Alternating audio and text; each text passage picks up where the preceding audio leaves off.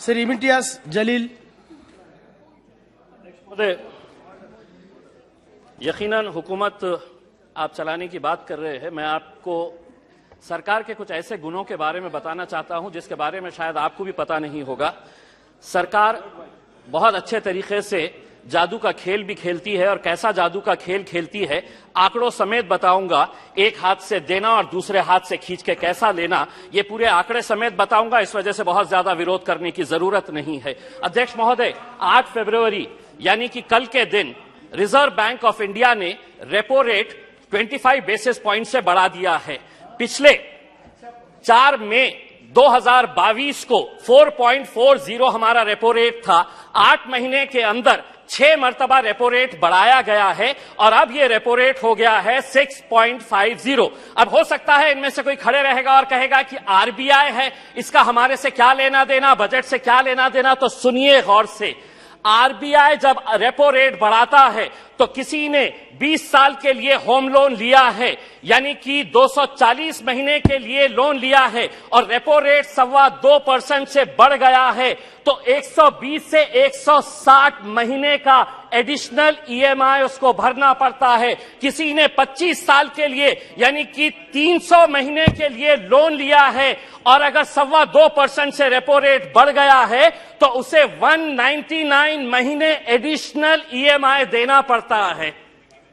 आप कहेंगे कि हमारा इससे क्या लेना देना, यही तो जादू का खेल खेल रहे कि आपने इनकम टैक्स के अंदर रिबेट दिए, बहुत सारे लोगों को खुश किया और सैलरीड क्लास को कहा कि हम तुमको इनकम टैक्स में रिबेट दे रहे हैं, लेकिन अब जिंदगी के साथ भी और जिंदगी के बाद भी तुम्हारा ईएमआई चलता रहेगा, तुम्हारा लोन चलता रहेगा करके ये एक संदेश सरकार ने दिया है।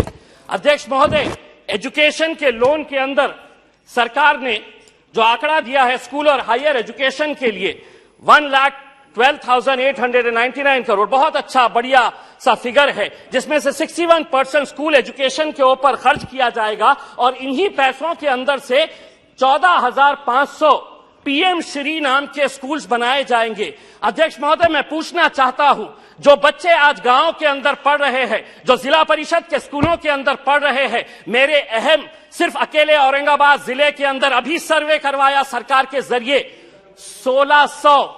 राणे साहब, आप महाराष्ट्र से आते हैं, अकेले औरंगाबाद जिले के अंदर 1600 ऐसे स्कूल्स हैं जिनके सर के ऊपर बच्चों के क्लासरूम्स के अंदर पक्की छत नहीं है, टीन के शेड के नीचे ये 1600 बच्चे तालीम हासिल कर रहे हैं। उनका कसूर सिर्फ इतना है कि वो किसानों के बच्चे हैं, वो गरीबों के बच्चे हैं, वो मजदूरों के बच्चे हैं। आप बनाइए नए स्कूल्स, लेकिन आपके पास 1 साल बचा हुआ है। यह हद करिएगा, प्रधानमंत्री जी को कहिएगा कि पीएम श्री नहीं, उन पूरे स्कूल को हम पीएम महाश्री नाम देंगे। अगर 1 साल के अंदर ये 1600 औरंगाबाद जिले के स्कूल्स को अगर आप बदलते हैं तो हम भी कहेंगे। अगर 1 साल के बाद अगर ये कर पाते हैं तो इम्तियाज जलील यहां पर खड़े रहकर कहेगा, वाह मोदी जी वाह। दूसरी ये बात है अध्यक्ष महोदय, माइनॉरिटीज के बारे में मैं ये बताना चाहता हूं। राणे साहब, हम तो फूल थे, तुमने हमें कांटा बना दिया, और अब इसी कांटे से कहते हो कि चुभना छोड़ दे।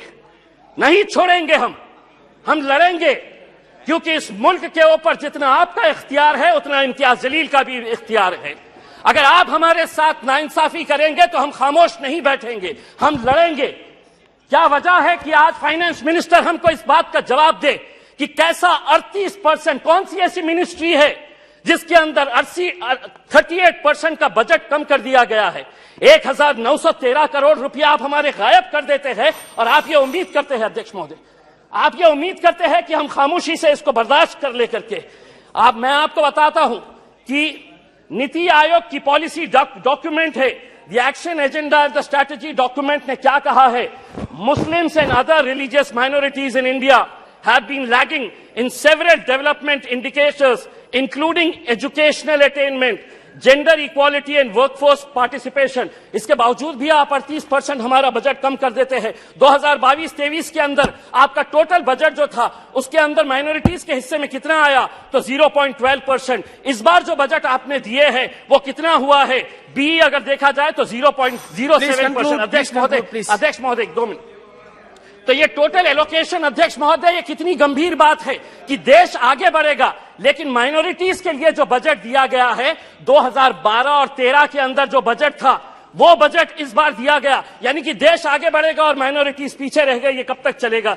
मेरी दूसरी बात यह है अध्यक्ष महोदय, आम आदमी को प्लीज फाइंड अप नाउ। अध्यक्ष महोदय एक minute, GDP, fiscal deficit, monetisation, RE, BE, इससे कोई लेना देना नहीं है। इस देश के अंदर वो सम्मान के साथ कैसा जी सकता है, उसकी फिक्र बस उसे यही रहती है। हम वित्त मंत्री से इस बजट के अंदर ये उम्मीद कर रहे थे कि वो ईपीएस 95 के बुजुर्ग पेंशनर्स के बारे में बोलेंगे, वो किसानों की आय कैसी बढ़ाई जाएगी इसके बारे में जिक्र करेंगे। पूरे देश के अंदर कॉन्ट्रैक्ट, अध्यक्ष महोदय एक सेकंड, अध्यक्ष महोदय, पूरे देश के अंदर कॉन्ट्रैक्ट वर्कर्स जो है उनके साथ कैसी नाइंसाफी हो रही। पार्लियामेंट के अंदर भी कॉन्ट्रैक्ट वर्कर्स लगाए जा रहे हैं, उनका पीएफ नहीं भरा जाता, उनका ईपीएफ नहीं भरा जाता, ईएसआईसी का पैसा नहीं भरा जाता है। मैं अध्यक्ष महोदय ये उम्मीद कर रहा था कि जाने से पहले इस देश को तंबाकू और शराब मुक्त करके जाएंगे। हम सराय होते आपको इसी बात के लिए अध्यक्ष महोदय। और हां, मैं जाते जाते सिर्फ इतना कहना चाहूंगा, मैं नाम लूंगा, मैं अडानी का नाम इसलिए लूंगा कि एलआईसी में मेरा भी पैसा है, एसबीआई का मैं भी कस्टमर हूं। प्रधानमंत्री हर एक के बारे में बात करेंगे, 140 करोड़ जनता मेरे पीछे कैसा है ये बताएंगे, लेकिन अडानी का नाम नहीं लेंगे। कहीं ऐसा ना हो जाए कि उस एक शख्स के चक्कर में 140 करोड़ जनता तुम्हारी हाथ से निकल जाए और आप लोग बस सड़क के ऊपर तालियां। श्रीमती रिटी पदक।